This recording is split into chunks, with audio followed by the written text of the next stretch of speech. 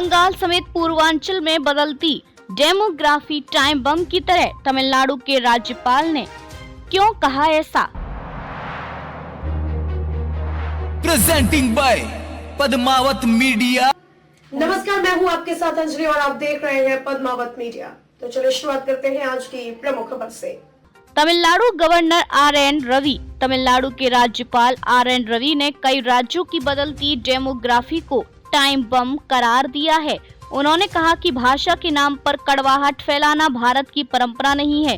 रवि ने असम और बंगाल जैसे राज्यों में डेमोग्राफी में तेजी से बदलाव पर चिंता जताई और इस मुद्दे का हल खोजने की जरूरत बताई।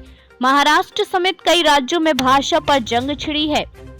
तमिलनाडु भी इन्हीं में से एक है। तमिलनाडु के मुख्यमंत्री एम.के. स्टालिन केंद्र सरकार पर कई बार हिंदी थोपने का आरोप लगा चुके हैं। हालांकि इसी कड़ी में अब तमिलनाडु के राज्यपाल आर.एन. रवि ने कई राज्यों की बदलती डेमोग्राफी को टाइम बम करार दिया।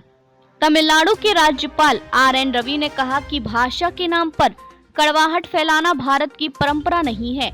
असम और बंगाल जैसे राज्यों में डेमोग्राफी तेजी से बदल रही है, इसका हल तलाशने की जरूरत है। आर.एन. रवि के अनुसार इस देश ने हमेशा बाहरी आक्रमणों का मजबूती के साथ जवाब दिया है, मगर जब अंदरूनी समस्याओं की बात आती है तो अतीत में क्या हुआ था। 1987 में आंतरिक लड़ाई के कारण ही देश का बंटवारा हुआ। कुछ विचारधाराओं को मानने वाले लोग आज भी हमारे साथ नहीं रहना चाहते और यही विचारधारा फिर से इस देश को तोड़ देगी। डेमोग्राफी पर जताई चिंता। पूर्व आईपीएस अधिकारी रही आर.एन. रवि का कहना है कि डेमोग्राफी एक संवेदनशील मुद्दा है जिस पर स्टडी करने की जरूरत है। ये एक टाइम बम की तरह है। हमें सोचना चाहिए कि हम इससे कैसे निपटेंगे।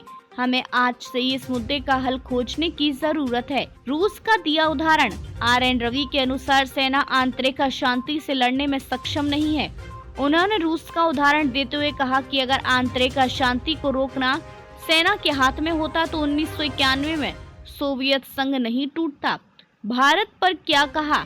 महाराष्ट्र और कर्नाटक जैसे राज्यों में भाषा पर तनाव पैदा हो रहा है। आजादी के बाद से ही भाषा की लड़ाई जारी है, मगर गृह मंत्री अमित शाह और प्रधानमंत्री मोदी पहले ही कह चुके हैं कि भारत की सारी भाषाएं हमारी राष्ट्रभाषा है। खबरों में अब तक के लिए बस इतना ही। मिलते हैं फिर ऐसे ही किसी बड़ी खबर के साथ। तब तक के लिए नमस्कार और देखते रहिए पद्मावत मीडिया। न रिश्वत लेंगे न रिश्वत देंगे।